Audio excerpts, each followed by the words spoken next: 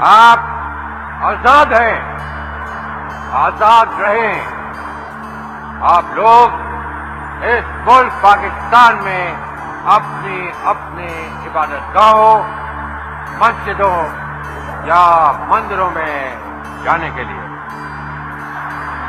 आपका मजहब क्या है, जात क्या है, कौम क्या है, इसका हुकूमत के मामलात से कोई ताल्लुक नहीं।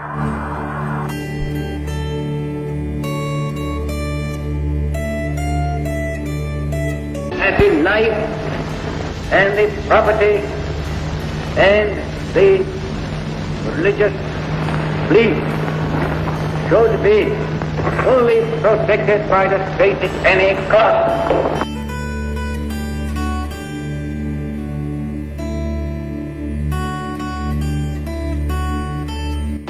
I pray to God that this critical moment He may guide us and enable us to discharge our responsibility in a wise and statesmanlike manner.